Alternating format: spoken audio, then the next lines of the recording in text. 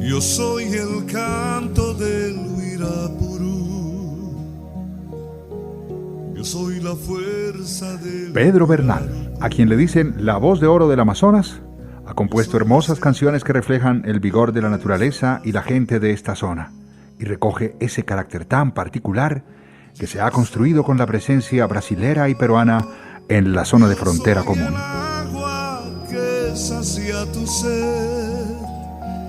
Yo soy la selva que debes proteger. Yo soy el nativo que debes querer. El Amazonas, que inventa todos los días un espectáculo natural, zona de encuentros y desencuentros desde la época de los españoles y los portugueses. La región que, en lugar de ser marginal, es estratégica. El vigor de las historias ancestrales, su pirarucú y los delfines rosados. La magia de su tupida selva. Tristeza veo la respuesta que me das tú. Me seca los ríos. Un paraíso natural y ancestral que resume así la directora de turismo del Amazonas, Marta Velázquez. Algo muy grande, muy valioso que tiene el Amazonas, pues obviamente es su naturaleza, que todos los días prepara un espectáculo para quienes los visitan, para que se vean los delfines rosados en el río, la cantidad de aves que tenemos, las clases de aves que tenemos en el Amazonas, que de hecho en el tema de avistamiento de aves estamos muy, muy fuertes. En este punto nos encontramos Colombia, Perú y Brasil, donde compartimos la selva, culturas indígenas como las ticunas, los huitotos, los yucunas, animales como osos hormigueros, pumas, venados, plantas medicinales que hacen parte de las tradiciones ancestrales y árboles gigantes, entre ellos los caobos y los cedros. Tenemos un total de 28 resguardos. Las tradiciones culturales de los pueblos indígenas presentes en el departamento se han mantenido para honrar la historia y el encanto de este paraíso ecológico en el Amazonas. Amazonas lo ha pasado mal durante la pandemia, pero se prepara como un guerrero vigoroso para volver a retomar el esplendor de su entorno. Las comunidades indígenas agobiadas eternamente por todos los males y las plagas están listas para volver a contar sus historias, como lo señala la secretaria de Turismo de Leticia, Natalie Vargas. Acá nuestro principal nicho es el turismo comunitario. Comunidades indígenas que se han venido preparando esas iniciativas arraigadas de la cultura y ofreciéndole a los visitantes un etnoturismo y un ecoturismo, siempre preservando la ancestralidad y enseñándole a esas personas lo bonito y lo valioso que es nuestra cultura amazónica. Pero, ¿qué carácter tiene el Amazonas desde su propia construcción? El historiador Jorge Picón nos sitúa en uno de esos momentos determinantes de la época colonial. Este territorio, casualmente, Indalecio y oyentes, Leticia, fue el encuentro y el desencuentro de los dos imperios. Aquí fue el punto más álgido entre los imperios de España y Portugal. Se encontraron y se desencontraron al punto que no pudieron definir sus límites. Las disputas entre españoles y portugueses que dejaron un legado particular. Pero que finalmente el concepto que se va a imponer acá en la Amazonía y que lo hereda Portugal es que el territorio va a ser de quien esté en ese momento en esos territorios. Nuestros mapas se van desdibujando, nuestros mapas se van borrando. Amazonas es hijo de esos tiempos que describe Picón, como el momento en que los límites se desdibujan al vaivén de las presencias y las políticas del momento. Luego, la presencia peruana con la Casa Arana, fundada en 1881, marcaría otro hito doloroso de su historia, en la que más de 20 tribus fueron arrasadas y el caucho de sus árboles exprimido casi hasta la última gota. Se hizo visible la masacre de cientos de indígenas nuestros amazónicos, de ocainas, boras, munanes, entre otros, víctimas de los varones caucheros conectados al gran capital y conectados al mercado internacional. Picón remarca el carácter particular de una ciudad internacional transfronteriza en contravía de esa visión de absoluto abandono que se tiene desde el poder central colombiano. Antes que tener una historia nacional, tiene una historia internacional. Leticia, más que de Colombia, en sus primeros momentos y en casi 63 años, está jugando una acción extraterritorial, en la que depende de las dinámicas del Perú y del Brasil. Inicialmente Brasil fundó nuestro pueblo vecino de Tabatinga y casi un año después los peruanos. fundan lo que se va a llamar hoy en día la ciudad de Leticia. Entonces Leticia empieza una época peruana por 63 años. Una dinámica en la que ha tenido sucesivas dependencias de los vecinos, según remarca Picón. Ahí es cuando aparece la época de la casarana, la bonanza del caucho, con todos sus efectos sobre nuestros pueblos indígenas, pero también al denunciarse esto a nivel mundial, eso se obligó a que Colombia y Perú por fin se sentaran a definir sus tensos límites entre ambas naciones. El historiador Jorge Picón recrea los sucesos de las disputas por motivos territoriales con el vecino país del Perú y, cómo no, la tardía presencia colombiana. Tan solo en el año de 1922 se logró esa firma de ese tratado y esto va a conllevar a un dato muy importante, a que tan solo el 17 de agosto de 1930 llegó la primera avanzada de la institucionalidad colombiana y un pequeño grupo de colombianos colonos que aquí se van a arraigar y con ellos se va a instalar esa semilla que el día de hoy ya representa una institucionalidad. En diálogo con el programa Al Fin de Semana, recalcó ese dato particular que habla del abandono ancestral y de la fuerte presencia peruana en Leticia particularmente. La historia del Amazonas, la historia de Leticia, y lo voy a decir con mucho respeto, es una historia muy particular y casi que no la ha tenido ninguna región de Colombia. Un dato: Colombia, Leticia primero fue administrada por el Perú y luego por Colombia. Y un hito importante de la historia es que la disputa por ese territorio es el único que ha ocasionado una guerra internacional. El único sitio que conllevó a una guerra internacional fue Leticia por la toma que se dio en el año de 1932. Entonces nosotros tenemos una serie de hitos, ¿cierto?, que hacen que nuestra historia sea tan particular.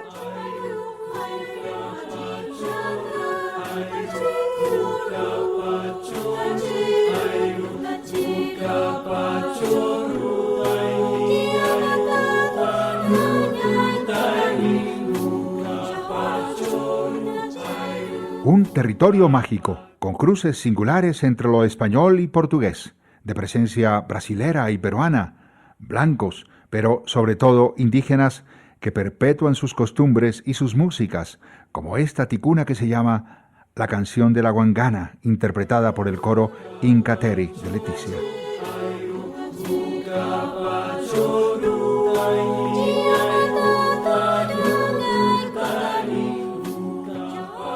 El director de Incateri, Freddy Vargas, nos cuenta la historia. Sí, la huangana es el cerrillo, es el cerdo de monte y es una canción tradicional que habla sobre cuando llega el momento de la pelazón, cuando la niña pasa de niña a mujer, invitan a todos los clanes ticunas a que traigan un presente. Entonces mandan al perro sagrado, el airú, a que traiga a la huangana, la tachiricu. Esa presencia ancestral que cuenta su mirada particular del mundo y que canta con vitalidad. Se encuentra uno con que aquí hay más de 23 etnias y todas con un lenguaje propio, todas con su magia, con su misticismo, todas con sus propias comidas, sus propias costumbres. Esas memorias de Vargas de ese primer contacto con otra realidad, otras lenguas, otras maneras de comunicarse y de ver el mundo. Me impresionó mucho cuando llegué aquí saber que en un sector que se llama el multiétnico, nadie se entendía con nadie, solo el español era la lengua que permitía que se conectaran entre los pueblos. Pero ¿cómo es que logran reconstruir las historias cantadas por los indígenas?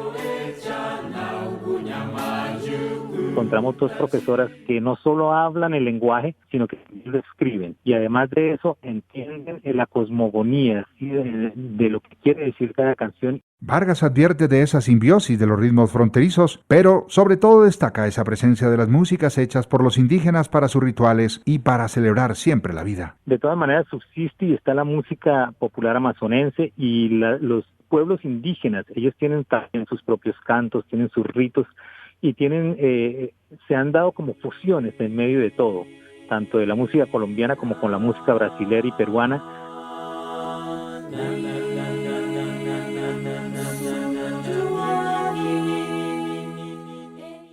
Historias cantadas, como esta hermosa canción de la sabiduría de la comunidad huitota. Y nos dice que es una exaltación al momento en que un joven de la comunidad indígena se vuelve bachiller. Sí, invitamos a una señora, una profesora, que ya está adscrita a la Universidad Nacional, Norma Huinaje, que fue la que nos mostró la canción, y la canción relata es el momento de cuando los niños ya se gradúan del colegio, ¿no? O sea, yo decía, pero eso se da, ellos lo tienen presente, sí. Para ellos es muy, muy importante que un muchacho, que una niña se gradúe del grado 11, y le hacen esta canción.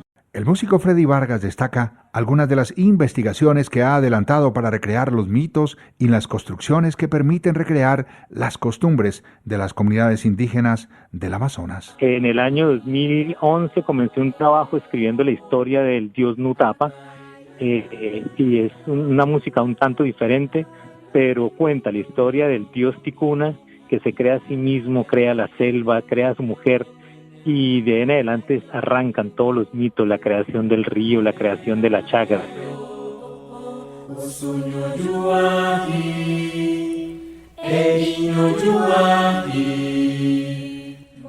Pero, a propósito de lo indígena, ¿cuál es su visión del entorno, su relación con esa magnífica naturaleza y sus comportamientos vitales?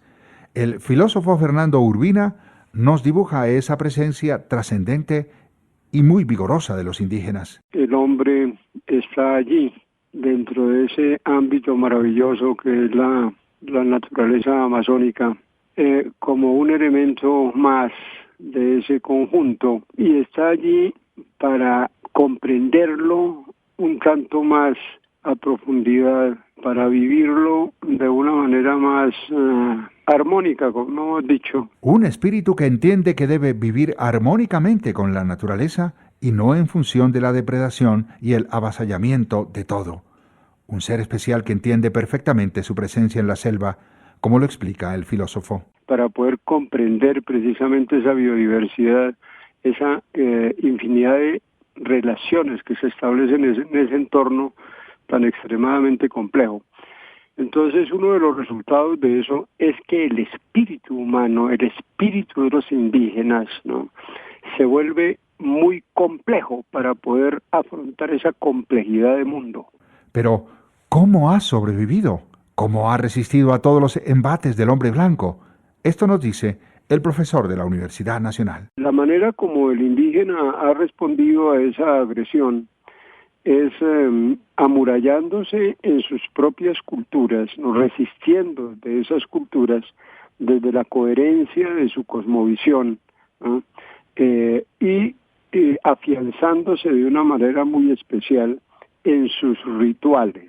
Los viejos ceremoniales, para reafirmar sus costumbres, han sido también un insumo para sobrevivir y para dejar enseñanzas a las nuevas generaciones de los ancestrales habitantes de la tupida selva del Amazonas. Tenemos rituales que se celebran periódicamente entre estos grupos en que se trata precisamente de restablecer los equilibrios con la naturaleza, que el hombre indudablemente interviene, pero para eso se hacen esos rituales, entre otras cosas, para actualizar en la mente de las nuevas generaciones indígenas el correcto manejo de los entornos.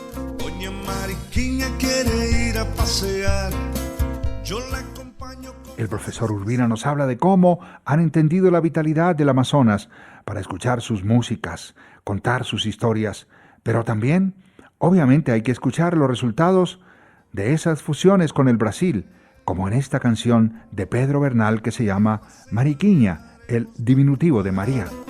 Y bailaremos una cumbia y un samba. Bernal dice que esta canción es el resumen de ese cruce de la sangre de 3 países. Sí, Mariquiña es una canción leticiana que refleja justamente esa profunda interacción entre los países. Por ejemplo, yo soy un hijo bracopes. Es decir, ¿quiénes somos los bracopes? Los leticianos de padres brasileros, colombianos y peruanos. Mi padre un nariñense de Ipiales, mi madre una brasilera del Amazonas, pero mi abuelo tenía la descendencia afro-brasilera. Y yo reparto caipirinha y tuciño, un aguardiente, un abachido, aiquirí, o con cachaza brindaremos este encuentro. Si Boyacá y Colombia se hizo conocer en el mundo a través de una cucharita de Jorge Velosa, ¿por qué no se conozca el Amazonas en el mundo entero con una mariquiña de Pedro Bernal. La cultura, las historias y la música brasilera siempre ha estado en la vida de Bernal y de todos los habitantes de Leticia. Toda mi infancia rodeada de música del entorno brasilero. Mi abuelo me traía música de Luis Gonzaga, los grandes de la música del norte-nordeste brasilero, el Xotti, el Bayón. Este magnífico cantautor leticiano refleja una realidad que tal vez sea la misma para la mayoría de los habitantes del departamento del Amazonas. Me di cuenta colombiano cuando empecé a estudiar, cuando nos cantaron el himno de Colombia y nos dijeron que ese era el himno de nuestra patria. Una educación internacional y una historia de cómo río abajo fue llevando los ritmos auténticamente colombianos. Prácticamente la educación fue del Brasil y yo me nutrí de todos esos ritmos. Y desde muy joven, con una agrupación musical colombiana, los Amazónicos, nosotros empezamos a incursionar por el Brasil, recorriendo el río Amazonas, llevando la música colombiana. Pedro nos cuenta las historias de expresiones coloquiales que se convierten en música, como Eguasapo. Esta es la historia. Eguasapo como en todas las regiones, los dialectos existen y como el paisa dice Ave María, entonces nosotros aquí decimos Eguasapo o Ishi María o Eguasapo. Es un decir muy de la región, pero específicamente de los hijos colombo-brasileros. ¿De acuerdo? Y entonces una expresión que quise, esta canción tiene una connotación muy histórica porque fue la época de la bonanza, donde otros elementos llegaron a la región, muy conocido por el mundo, y empezaron a cambiar un poco la mentalidad del nativo. Entonces, esta canción yo cuento la historia de una mujer que quiere desconocer la nacionalidad, pero al mismo tiempo aceptándola con el término Eguasapo. Y esta es la canción. Eguasapo, eso no es comida para mí, no me confunda con las muchachas de aquí. Amazonas resume esa visión vital que tuvieron los conquistadores españoles que creyeron ver mujeres guerreras y por eso le pusieron al territorio Amazonas. Ese amor infinito que se tiene por una tierra privilegiada y única, como lo dijo en Al Fin de Semana la secretaria de Turismo Departamental, Marta Velázquez. Además de lo que obviamente te enseñan en el colegio, es lo que uno vive día a día, ¿sí? Porque cuando tú naces y creces y todos los días despiertas con los cantos de los pájaros, con el amanecer, con el atardecer, cuando tú vives a 3 cuadras, 4 cuadras del río Amazonas, pues imagínate, obviamente, pues tú aprendes a amar esa tierra y a ver todo lo bonito que tiene. Los espectáculos y las historias como la del Guirapurú y su canto poderoso y los delfines rosados. Alrededor de tantas sonidos y tantas cosas que se ven aquí en el Amazonas, hay muchas historias, ¿no? Entonces, esa es una de las historias porque cuando éramos niños, pues nuestros abuelos, obviamente, como en todas las partes, en todas las regiones del país, sientan a sus nietos a contarles las historias, pues nos falta la historia del Guirapurú. Y que además cuando tú te acuestas a dormir en el Amazonas, tú lo escuchas. Entonces desde niño tú, obviamente cuando estás pequeño, tú sientes miedo porque tú lo estás oyendo y tú crees que es algo que se está acercando a tu casa, pero pues realmente pues es un pájaro que existe.